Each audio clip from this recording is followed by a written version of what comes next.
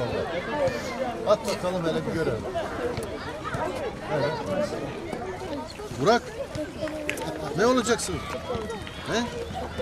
Futbolcu. Doktor kızlarımız değil mi?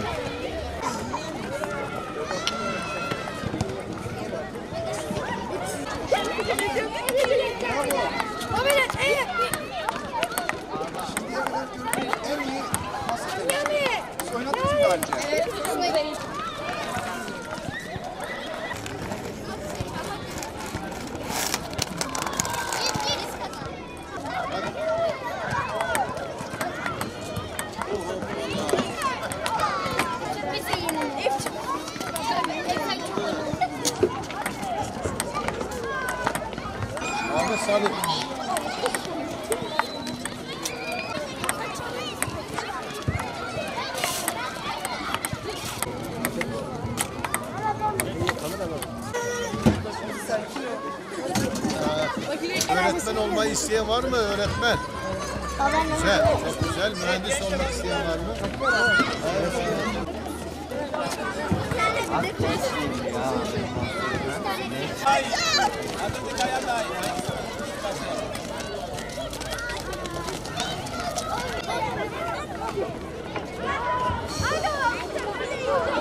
Yeşilyurt Belediyesi olarak Spor İşleri Müdürlüğümüzle, ilgili birimlerimizle birlikte özellikle kırsal alanlarda spor etkinliklerine ulaşımı güç alanlarda spor istasyonlarını hayata geçirdik.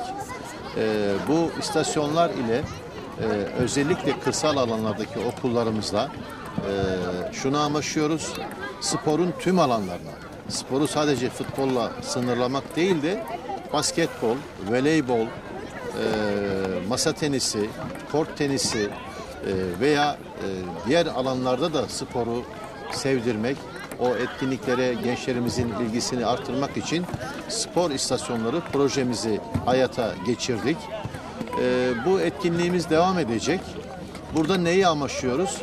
Burada özellikle futbol dışındaki alanlara ilgi duyan, işte kabiliyetli gençlerimizi tanımak istiyoruz ve onlara bundan sonraki yaşamında onlara rehberlik yapmak istiyoruz. İnşallah bizim bu etkinliğimizde kabiliyetli gençlerimizi tanıyacağız. Onu spor hocalarımızla, uzmanlarımızla buluşturacağız. Bundan sonraki yaşamlarında onlara inşallah bu kabiliyetleri doğrultusunda hocalarımız rehberlik edecek. Bu bizim için çok önemli. Yeşilyurt Belediyesi'nin bugüne kadar desteklemiş olduğu ve başarı elde edilen çok sayıda spor alanı var. Badminton'da bizler Avrupa Şampiyonası çıkarmış bir belediyeyiz. Yine kickboks'ta, tekvando'da önemli uluslararası dereceler elde etmiş takımlarımız var.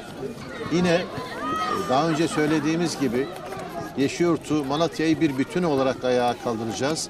Bu anlamda Yeşilyurt Belediye Sporumuz var ve şu an Bal Ligi 3. grupta liderliğini sürdürüyor. İnşallah bu dönem şampiyon olmayı hedefliyoruz.